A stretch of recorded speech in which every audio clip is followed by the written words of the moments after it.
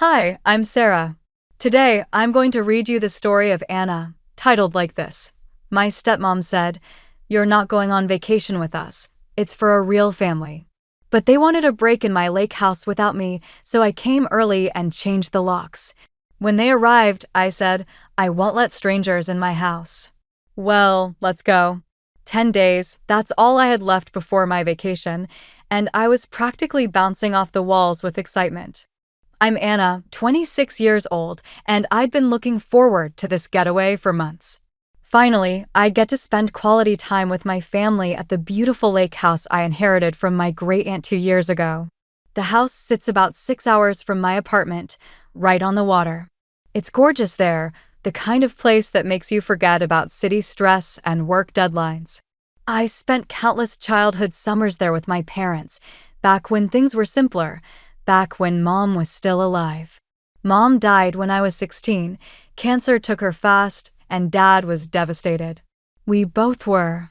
For a year, it was just us, trying to figure out how to live without her. Then Dad met Rebecca at work.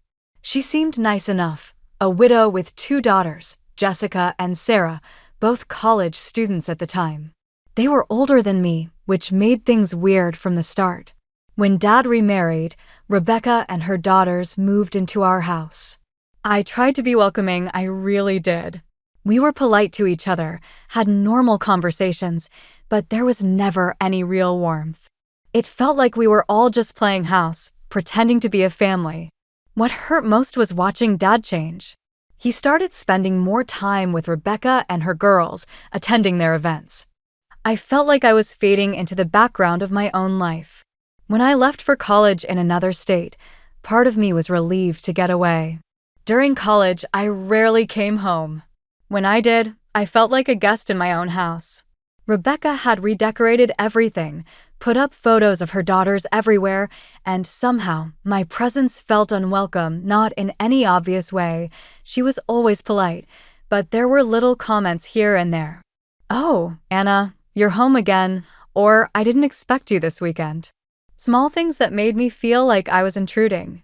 After graduation, I moved back home temporarily to save money for an apartment. Those few months were torture. Rebecca had perfected the art of making me feel unwanted without Dad noticing. She'd make dinner for 4 people when there were 5 of us, then act surprised when I pointed it out. She'd plan family activities and forget to mention them to me. Dad never seemed to notice, or if he did, he never said anything. I was so relieved when I finally saved enough to rent my own place. Moving out felt like I could breathe again. That's when I got closer to Great Aunt Margaret, Mom's aunt. She lived alone in that big lake house, and I started visiting her regularly, bringing groceries and keeping her company. She was in her 80s and not doing well, but she had the sharpest wit and the best stories. Those visits became the highlight of my months. When Aunt Margaret died at 92, I organized her funeral myself. Dad and Rebecca came, of course, but they seemed more interested in discussing the house than mourning. A week later, the lawyer called. Aunt Margaret had left me everything, the house, and a substantial amount of money. I should sell it, I told Dad over dinner. I could buy a place closer to work. "Don't be hasty," Rebecca jumped in before Dad could respond. "That property is a gold mine. Lake houses only go up in value. Besides, we could all use it for family vacations." Dad nodded along. "Your stepmother's right, Anna. It's a smart investment. Keep it for now." So I did. I gave them a spare key, figuring they'd use it occasionally. What I didn't expect was for them to treat it like their personal vacation home. They'd go up there without asking, sometimes bringing Jessica and Sarah. I didn't mind at first. They cleaned up after themselves, and I was too busy with work to use it much anyway. But then came the incident that changed everything. I'd taken a few days off work and driven up to the lake house for some alone time. When I walked through the front door, I heard music and laughter from the back deck. Jessica was there with 6 of her friends, drinks everywhere, acting like she owned the place. "What are you doing here?" Jessica asked when she saw me, like I was the one who didn't belong. "I live here," I said, confused by her attitude. "This is my house." Well, we're having a party, she snapped. You're kind of ruining the vibe. I couldn't believe what I was hearing. Excuse me? This is my house, Jessica. I decide who's welcome here. The tension was immediate. Her friends looked uncomfortable, and Jessica glared at me like I'd personally offended her.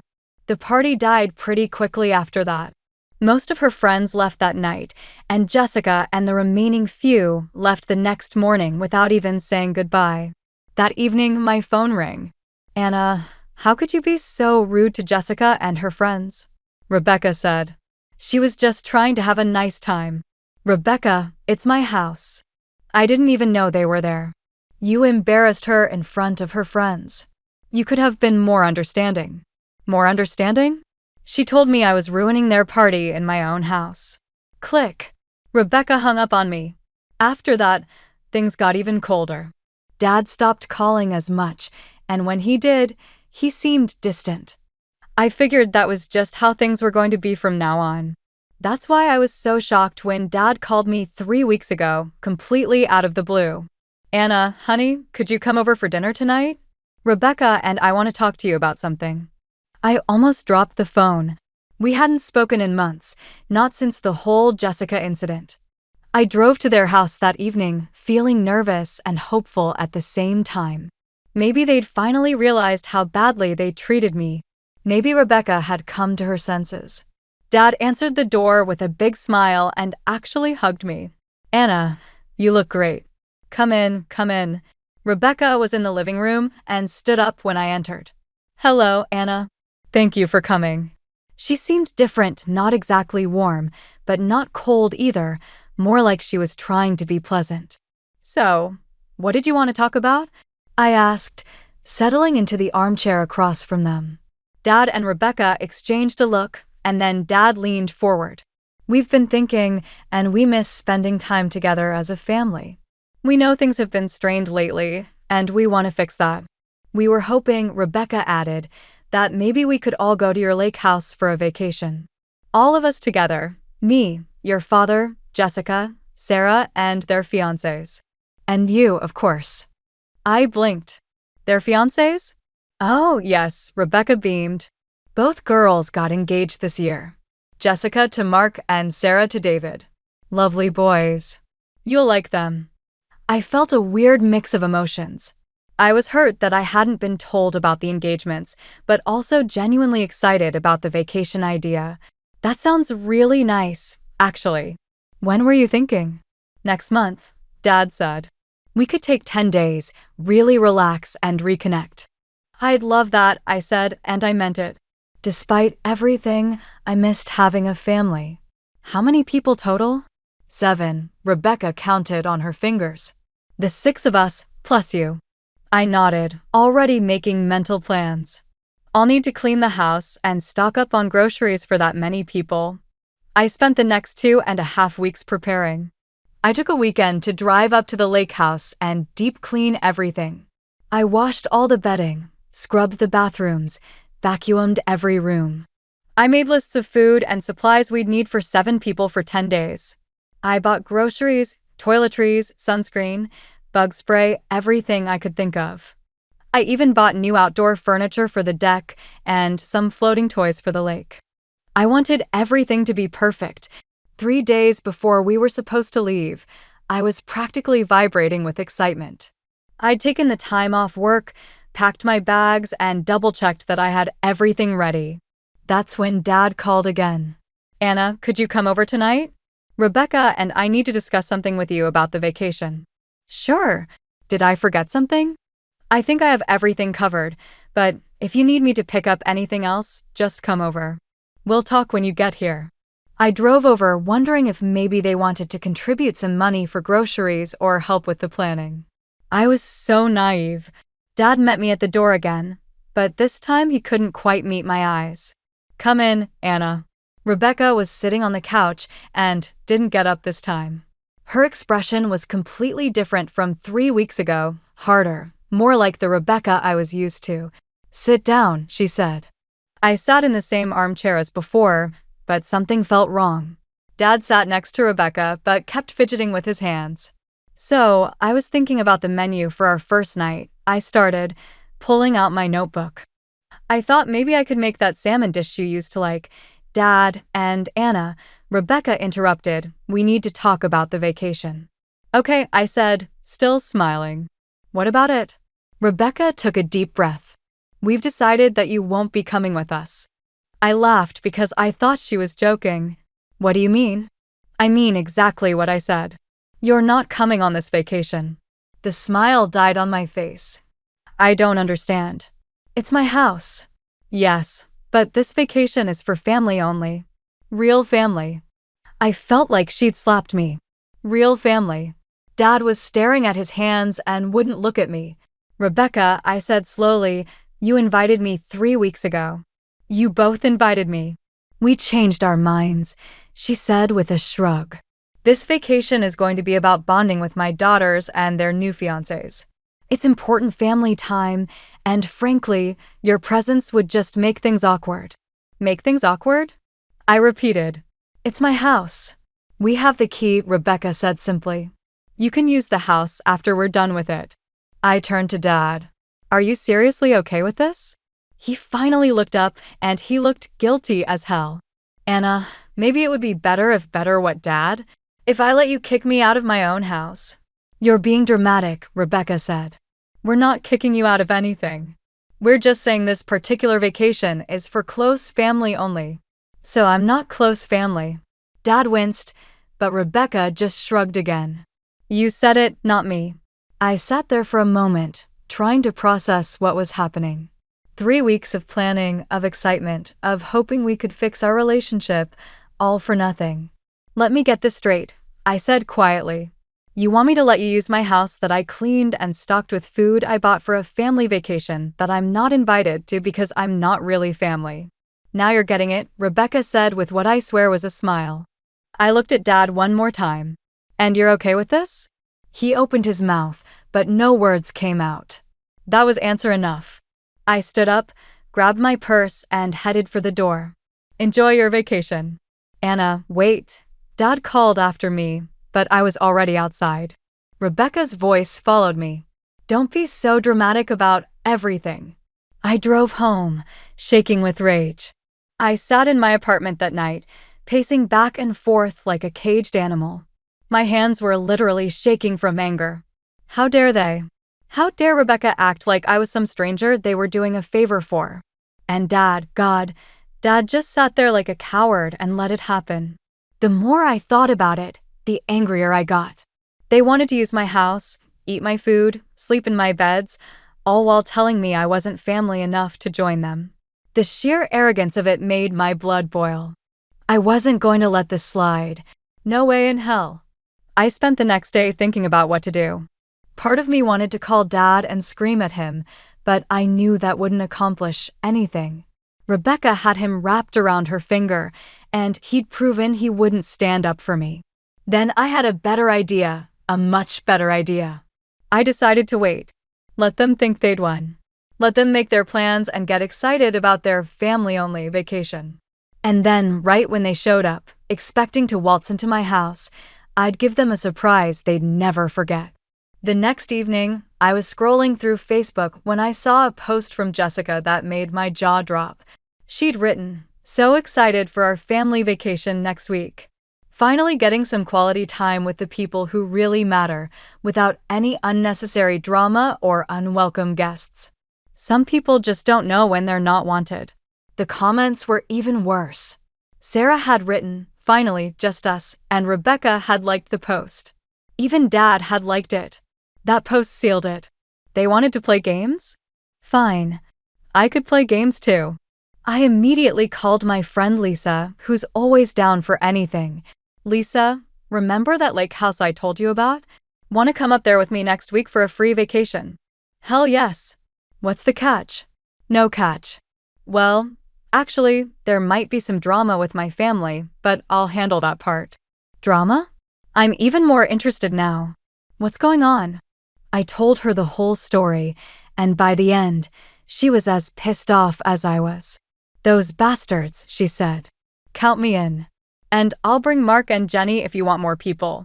The more, the merrier, I said. I want that house completely full when they show up. I spent the next few days reaching out to friends. By the end of the week, I had 6 people confirmed: Lisa, Mark, Jenny, Tom, Sarah, different Sarah, and Mike.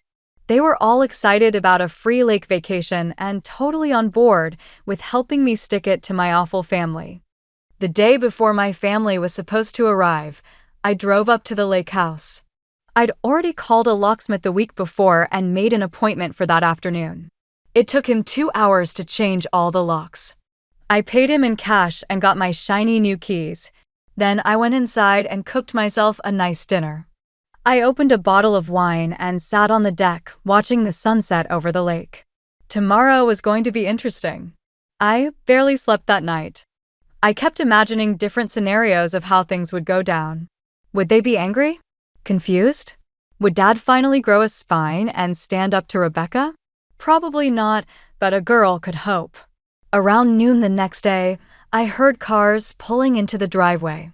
My heart started pounding. I went upstairs to the bedroom that faced the front of the house and peeked through the curtains. There they were, Dad and Rebecca in his car, Jessica and Mark in a red Honda, Sarah and David in a blue SUV. They were all laughing and talking, clearly in great moods. Rebecca was gesturing toward the house, probably telling them where everyone would sleep. I watched them gather their bags and walk toward the front door. Rebecca reached into her purse and pulled out the key. Dad was carrying a cooler, and the girls had their arms full of luggage. Rebecca stuck the key in the lock and turned it. Nothing. She tried again, jiggling it and pushing on the door. Still nothing. I could see her saying something to Dad, who set down the cooler and tried the key himself. Then they tried the back door. Same result. That's when I saw the exact moment it dawned on them. Rebecca's face went from confused to furious in about 2 seconds. She started pounding on the front door. I walked downstairs slowly, taking my time. The pounding got louder. "Anna, open this door right now," Rebecca was shouting. I opened the door but left the chain on, peeking through the crack.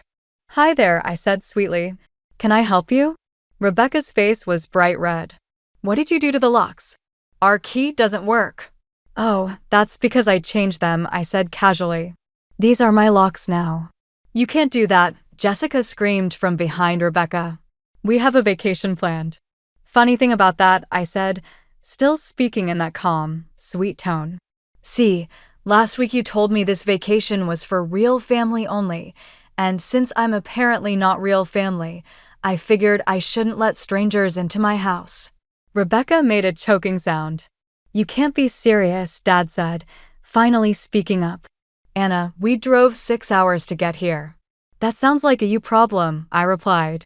"This is ridiculous," Sarah yelled. "We're your family." "Are you?" I asked. "Because last week, Rebecca made it very clear that I'm not part of your real family. So why would I let strangers use my house?" Rebecca was sputtering, trying to find words. You can't. This is." "Actually, I can," I said. "It's my house. My name on the deed. My decision who gets to use it. We already paid for this vacation," Mark said. "We took time off work. We bought a new car for the trip," Dad added desperately. "We don't have money for a hotel." "Again," I said, "sounds like a you problem." Rebecca finally found her voice. "You're being selfish and vindictive. We're your family." "No," I said firmly, "you made it very clear that I'm not your family. You can't have it both ways, Rebecca." I started to close the door, but Rebecca lunged forward. "You can't do this. You're ruining our entire vacation." "By now," I said and shut the door firmly. They stood outside, pounding and yelling for another 10 minutes. Rebecca was crying about how I'd ruined everything. Jessica was calling me names I won't repeat. Dad kept pleading with me to be reasonable. Finally, I heard their cars start up and drive away. I immediately called Lisa. "Coast is clear. Come on up." "Are you serious?" "You actually did it." I actually did it, and it felt amazing. By evening, all 6 of my friends had arrived, and we were having the time of our lives. We grilled burgers on the deck, went swimming in the lake, and stayed up late drinking and laughing. It was the best vacation I'd had in years. The next week was absolutely perfect. My friends and I spent every day on the lake, swimming, boating, fishing, just enjoying ourselves. We had barbecues on the deck every night, played cards until late, and I felt more relaxed than I had in years. This was what family was supposed to feel like: people who actually wanted to be around you, who enjoyed your company, who didn't make you feel like you were walking on eggshells. Lisa kept saying it was the best vacation she'd ever had. "Your family are idiots for not appreciating this place," she said on our last night, gesturing toward the lake, "and for not appreciating you." I ended up staying at the house for 2 full weeks instead of the original 10 days. I had the vacation time saved up, and honestly, I didn't want to leave. Being there reminded me why I loved the place so much, and why I'd been stupid to let my family use it whenever they wanted while barely using it myself. When I finally drove back to the city, I felt like a completely different person, stronger somehow, more sure of myself. There was a letter waiting in my mailbox when I got home. My heart sank when I saw Rebecca's handwriting on the envelope. I opened it, and it was exactly what I expected.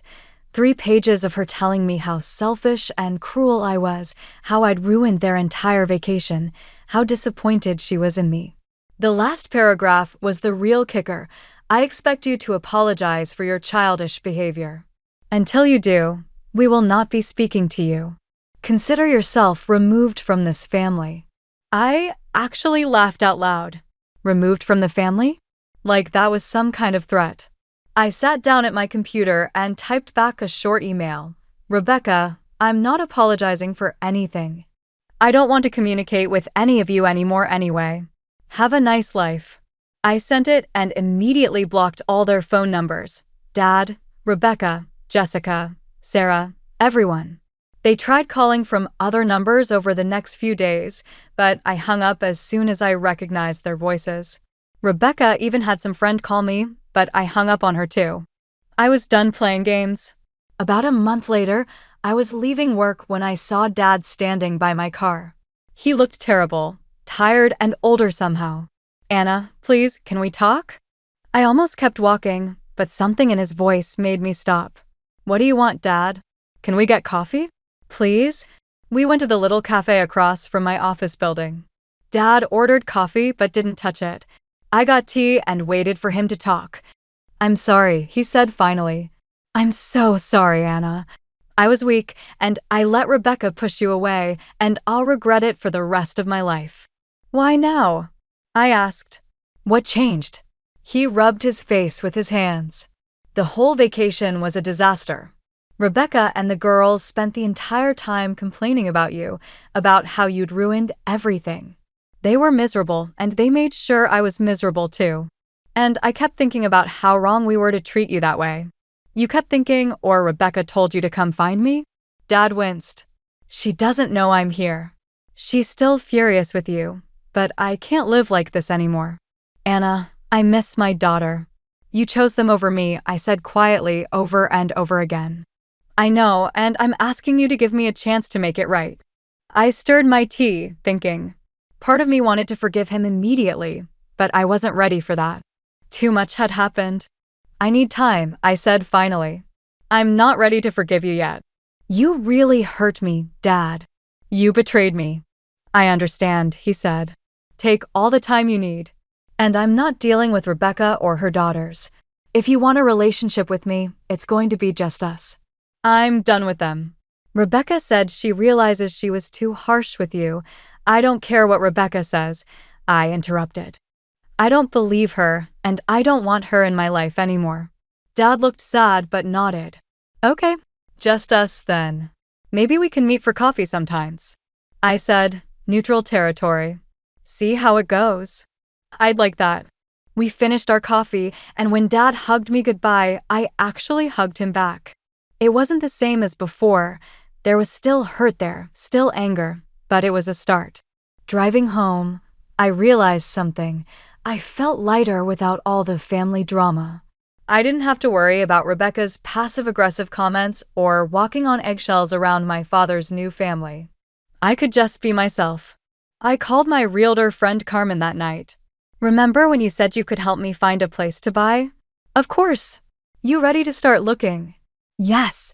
And I have another question. Could I rent out my lake house, like to vacation renters? Absolutely. Lake properties are huge right now. You could probably get really good money for it, especially in summer. Perfect. Send me whatever paperwork I need. I hung up, feeling excited about the future for the first time in months. I was going to buy my own place in the city, somewhere that was completely mine. And I was going to turn the lake house into an income property instead of letting my family treat it like their personal vacation home. Over the next few weeks, I started looking at condos and small houses. I met Dad for coffee twice, and while things were still awkward between us, they were getting better. He was trying, at least, and that meant something. Carmen found 3 families who wanted to rent the lake house for the summer. The money would more than cover my mortgage payments on whatever place I bought. One evening, as I was looking through real estate listings on my laptop, I realized I was genuinely happy. I had good friends, a job I liked, and now I was going to have my own place. I didn't need my father's approval or Rebecca's acceptance to have a good life. My phone buzzed with a text from Lisa, missing the lake house. When can we go back? I smiled and typed back, anytime you want. It's mine, remember. And for the first time since Mom died, I felt like I really knew what that meant. Mine. My house, my life, my choices. No one else got to decide what I deserved or where I belonged. I was finally free to build the life I actually wanted, and it felt amazing.